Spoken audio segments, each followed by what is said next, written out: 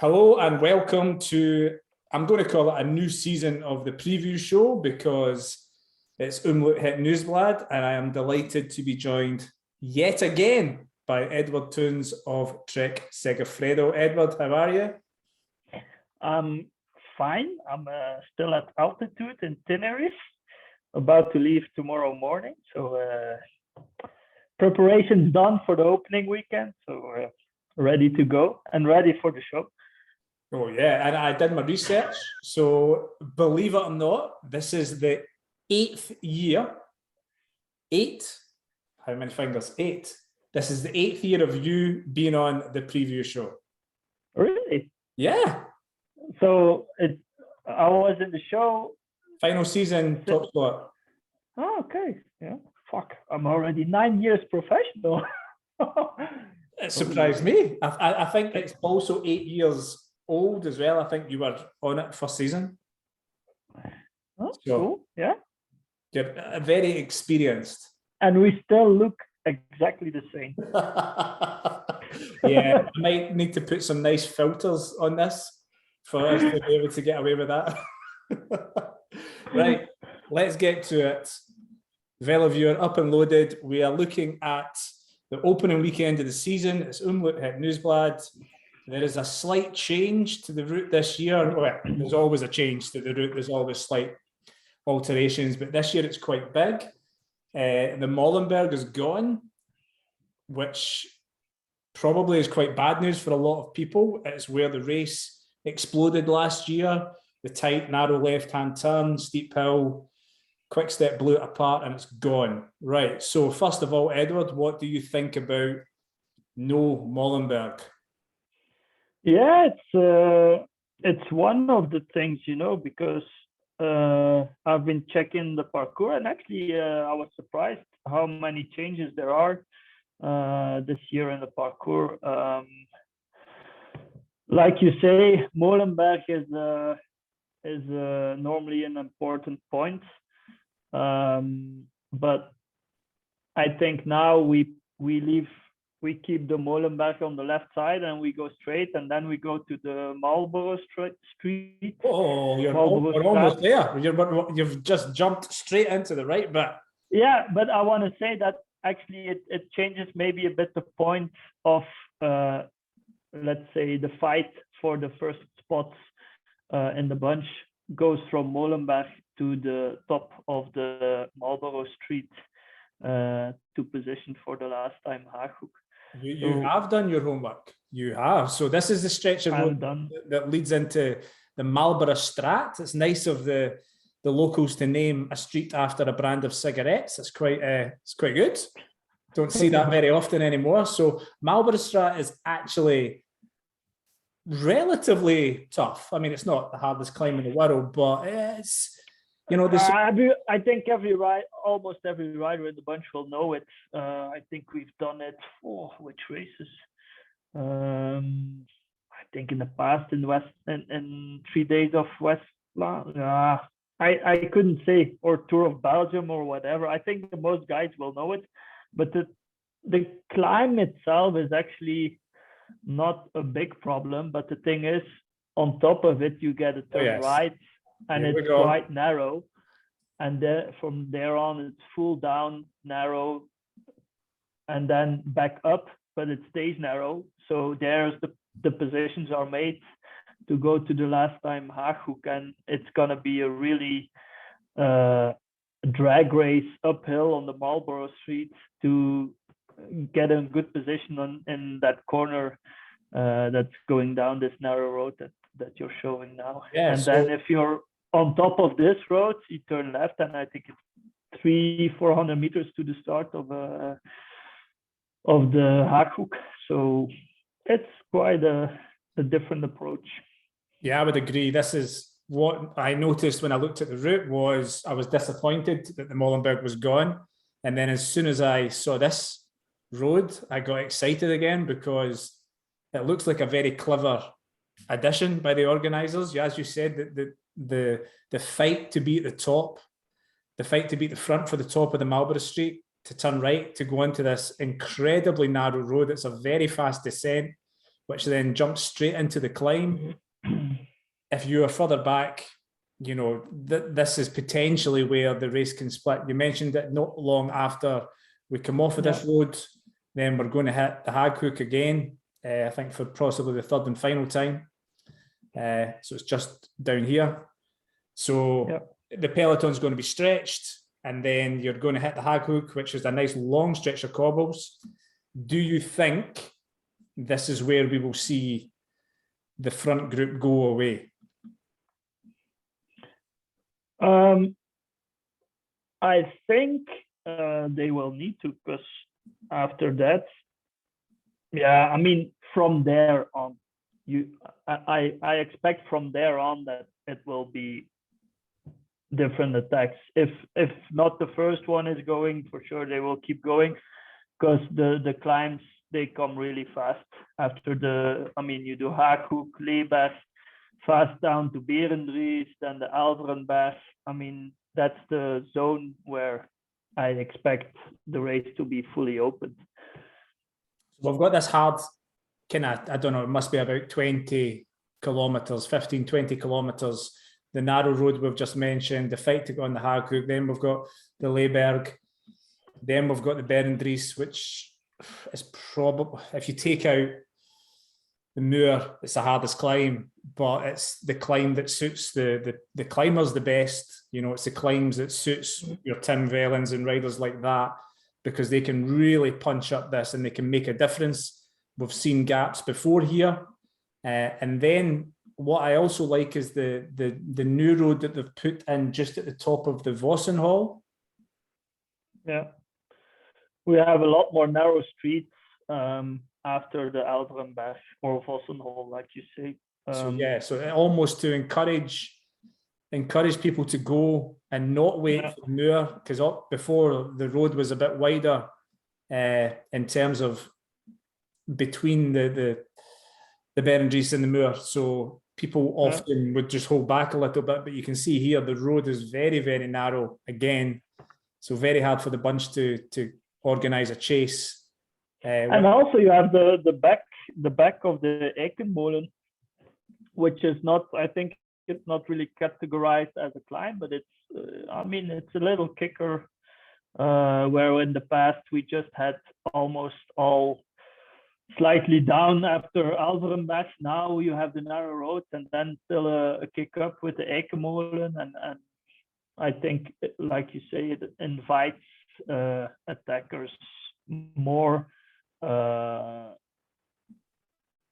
From the last time Haaghoek on, in the past you had a bit of a section in between the Alverenberg and the Muur, where it was, for sure there were attacks going, but there it was a bit, it stayed quiet, the situation didn't change a lot often. And now I think you can get really, with the roads in between narrow, some ups and downs, it's the race will keep going full gas from the last time Haaghoek till the top of the Bosberg, I think. I suppose the bad news is that the wind is light, but it is a headwind at this point as we are racing down towards Gerardsbergen.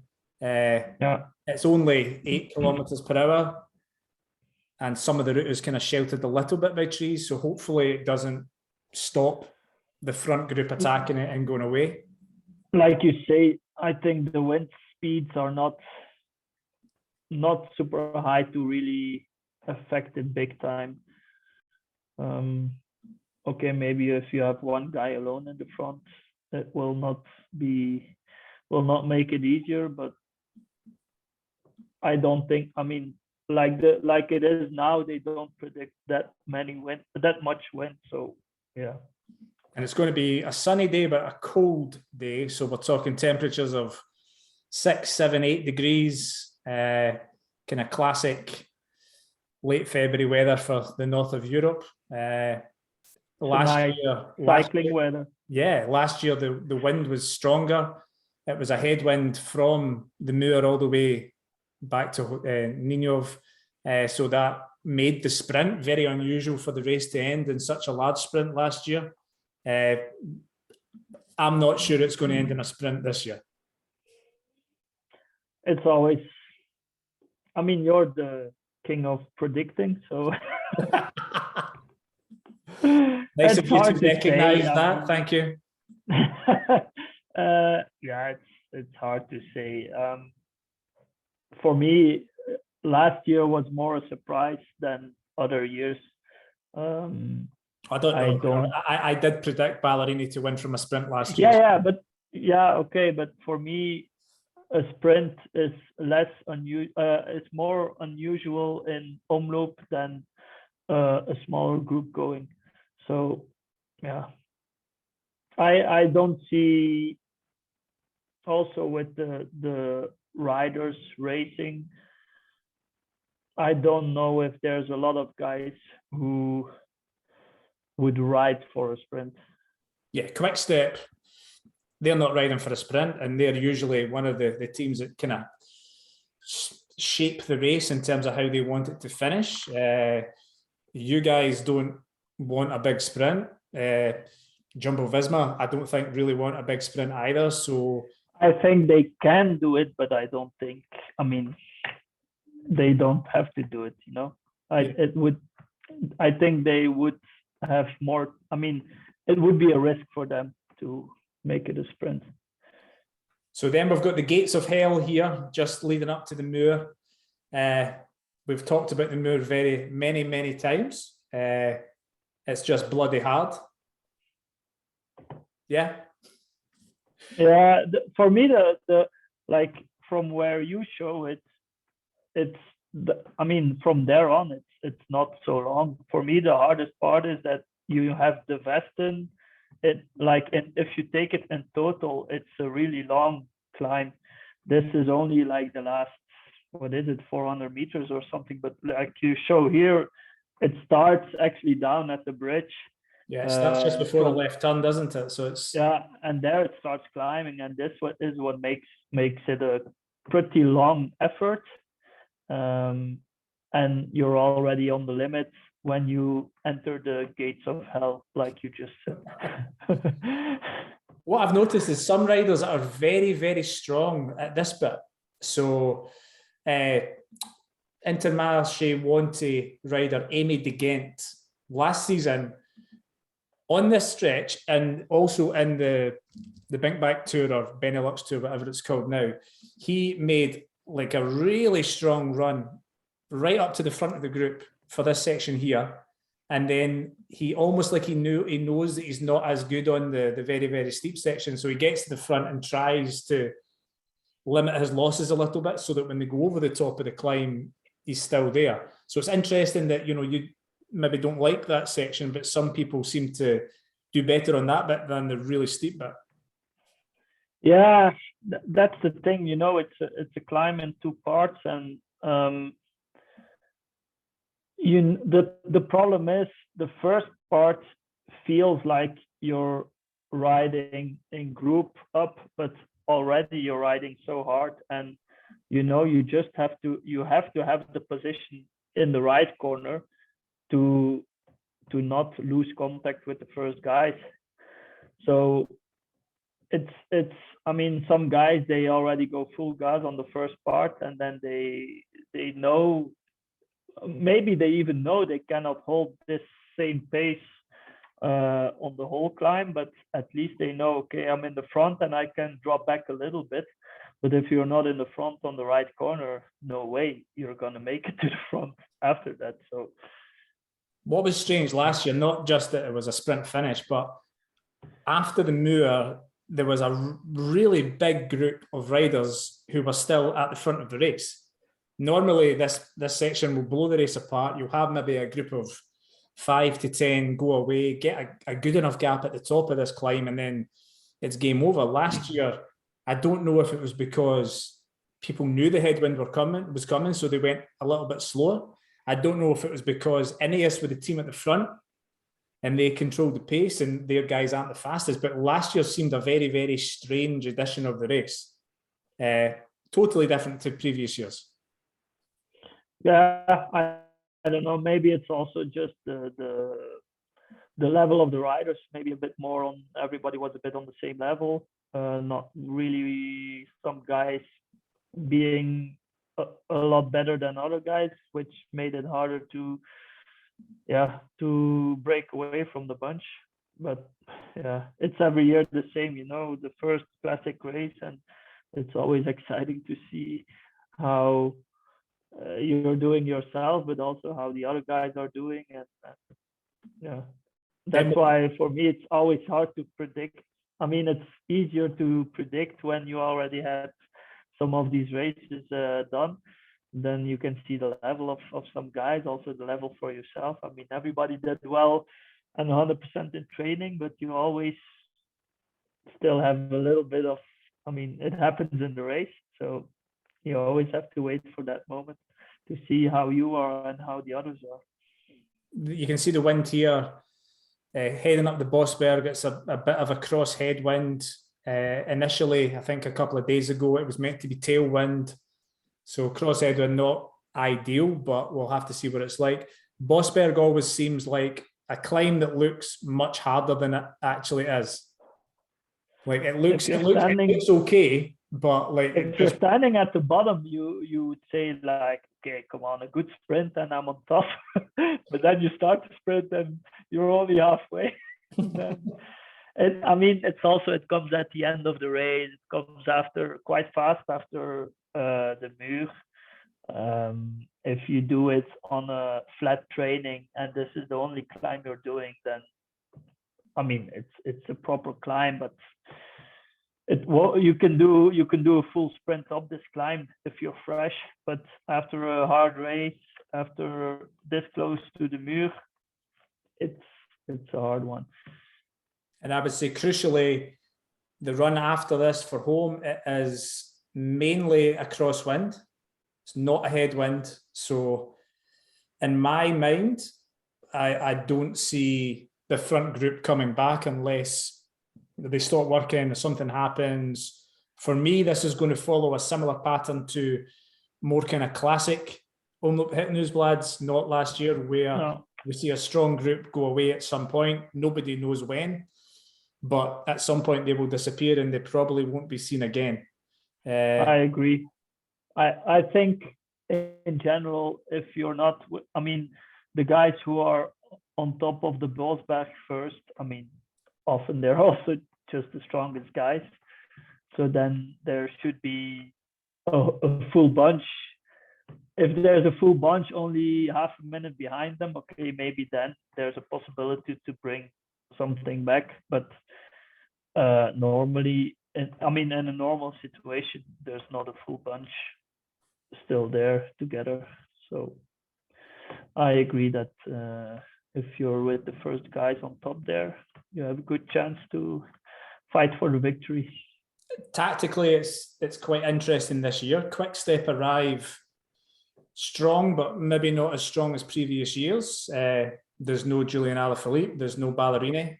Asgreen had COVID. He wasn't at his best level in Algarve. Okay, but everybody had COVID. We also read a lot, and I have the feeling, I mean, you never know, but they already try to temper the expectations. And you're not buying it? No? I mean, if it's like that, then the better it is for us. But I'm not underestimating any of those guys, because even if they say that they had COVID or whatever, I mean, they are still strong riders, and I think it's never good to underestimate your opponents. So for me, looking at Algarve, Lampard, final stage was very, very strong on the climbs. That's a clear indication he's going to be going well. Stibar looks strong, and Andalucia, he always seems to start the season strong. So we'll see about Asgreen, but for me, those two are very strong. Jumbo Visma obviously have got Wout van Aert. They've got our friend Tiege Benoot now, making his debut for the team. I think they've got a full super strong team, actually. I mean, they also Theuns, Laporte. They are guys who can win the race. I mean, and then there's, I mean, what's left is Van der Zande and Van Hooijdonk, but they are also pretty strong. So it's, I mean, obviously they have Wout and Tish, but I think they have really, for me, a guy like Laporte would always be a guy to, I mean, in the past when he was with Cofidis, he would always be a guy where you would say, like, you never know if he's there. He's always good in the start of the season. And yeah, within this team, they just have a super strong team. I heard a little rumor that he's not riding. He's starting in Kuurne. So they've made the choice that he won't. Okay. Omloop. He's still here. I think they also packed their bikes today. Yeah. So I thought he was riding, but no, he's racing Kuurne instead. Okay. Controversial decision. My mistake. But I agree, and the reason that they've signed Tej is because they want to do to Quickstep what Quickstep do to everybody else. They want to go into races with, and I agree with Laporte. Yeah. 2, 3, 4 riders who can win the race rather than just Wout van Aert, who has to.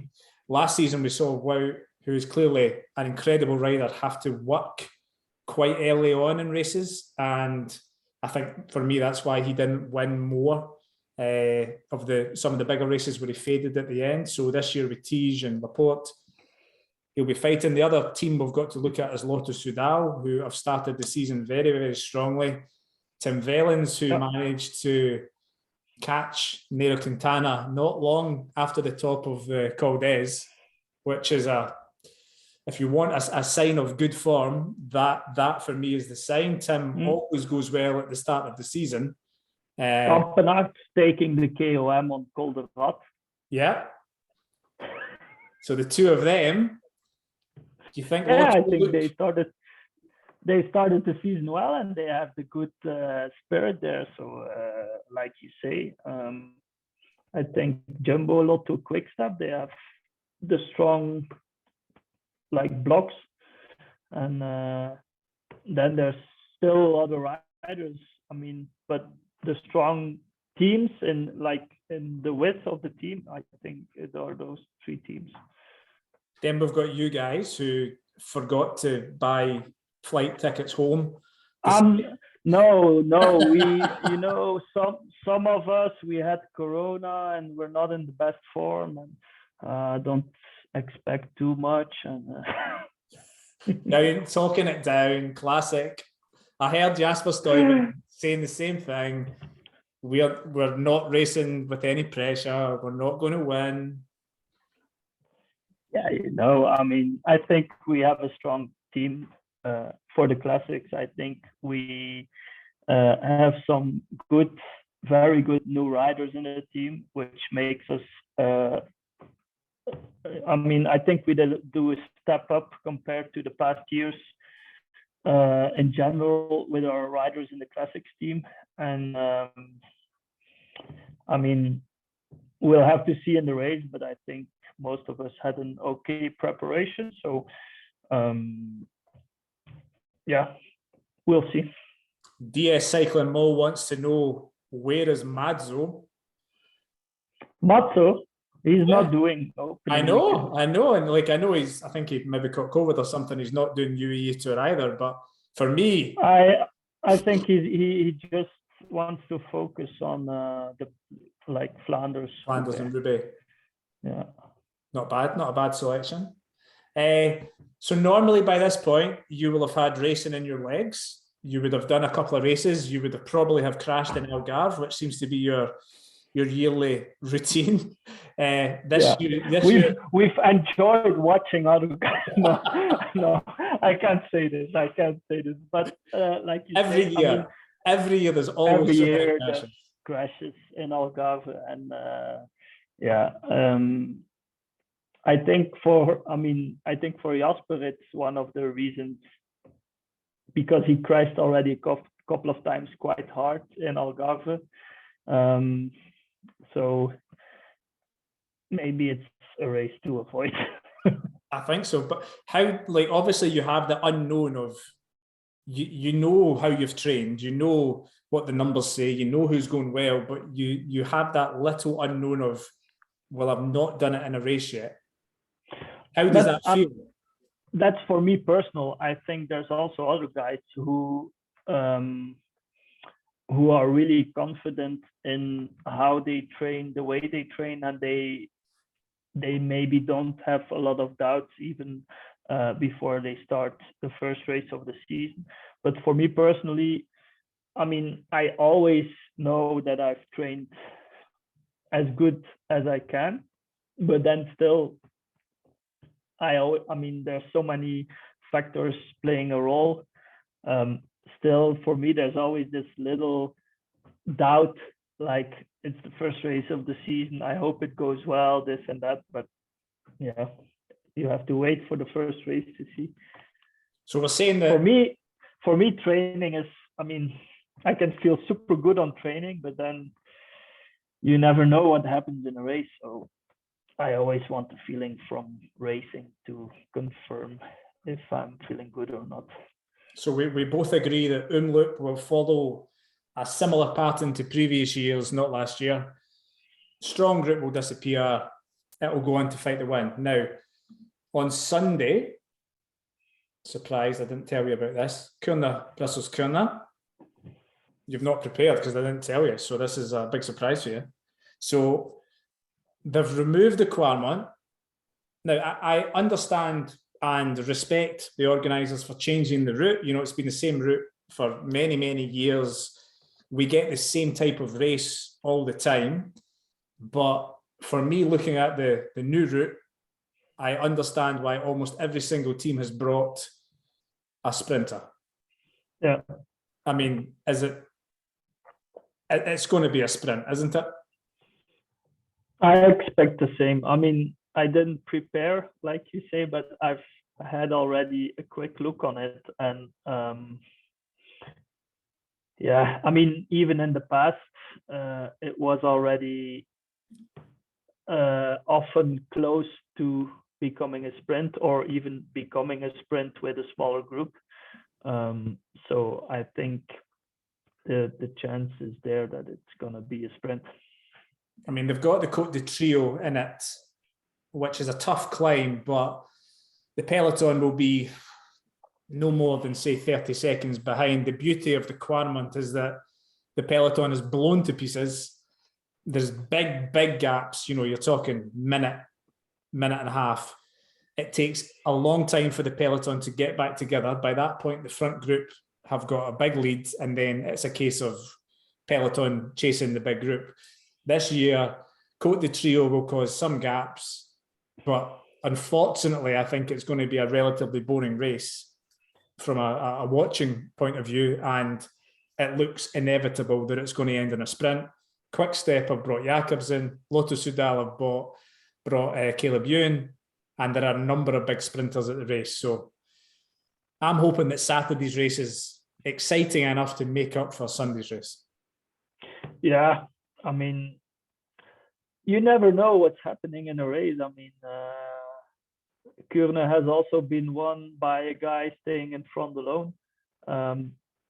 But like you say, with these big sprinters there, it's maybe it's a bigger chance to a sprint. But in cycling, you always have possibilities. And another nice day. Sun, 11 degrees. It's lucky the race wasn't last weekend. Real Belgian weather, eh? Yeah, last weekend it was 50 miles per hour winds and heavy rain. And yeah, it was incredible. I was not home, but I heard it was yeah, it was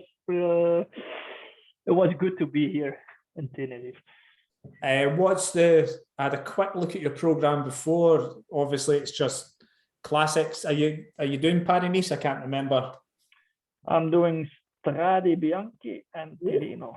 Oh, is that your first time at Tirreno? Yes. First time at Strade Bianchi? Yeah, I'm looking forward to it actually. I never did Strade, never did Tirreno, so Italian adventure. That'll be cool. Sorry? That'll be very cool.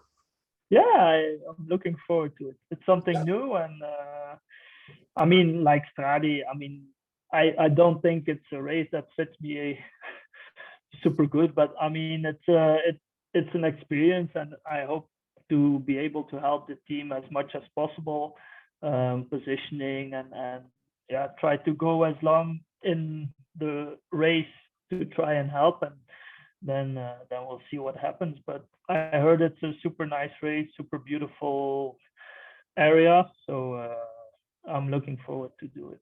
And the team will have Quinn Simmons, who went very, very well last year. Unfortunately, Really strong. Puncture, loves gravel racing. Are you doing San Remo as well then? Sanremo normally not, but you know, these days with the COVID situation, there's a lot of changes always in the programs. But normally no Sanremo for me. I go after Tirreno, I go focus on the Flemish races and Roubaix. And since we've spoken last, you've become a father. So tail end of last season, what was it?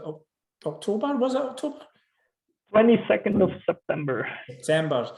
Dedicated the name to the wonderful land of Scotland. So how is young Scott getting on? Yeah, he's doing well. He's not the best sleeper, but yeah, he's nice. He's laughing often. He's not crying that much, and he's growing fast. So I'm looking forward to see him again after the training camp here. How I've spoken with a number of cyclists about this. So you obviously you're together with your partner for a long time, and you go. It's a life for the cyclist. You're away for months and months and months, and that must be hard. Just like having a partner. Now you've got a child, so leaving them for this training camp, did it feel a lot different compared to years in the past? You know, is it much harder to be away from home? For me personally, I mean, it's different, definitely. For me personally, when I'm like doing the work, doing the trainings, I'm quite focused on what I'm doing. The hardest moments is when you're having a call or a FaceTime and you see them, and then you're like, it's a bit. I mean, I'm glad we have the possibility to have video calls and stuff like that, but sometimes you think like, it's a bit sad, you know, to see them through a little screen.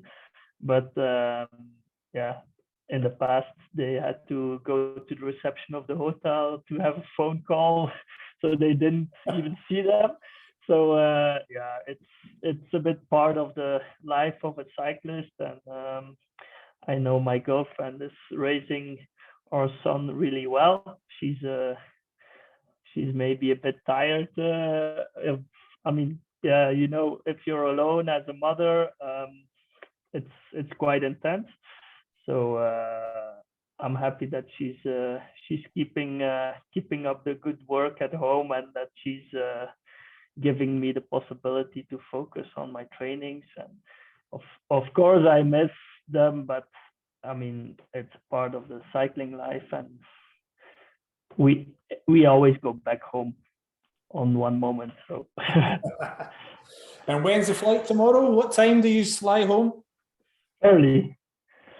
I don't know by heart. I think around 11 or 11:30 or something. Cool. Okay, well, Edward, thank you very much for your 8th year on the preview show. I hope Saturday and Sunday goes well for you and the team. Thanks. And congratulations with your 8th year of previewing.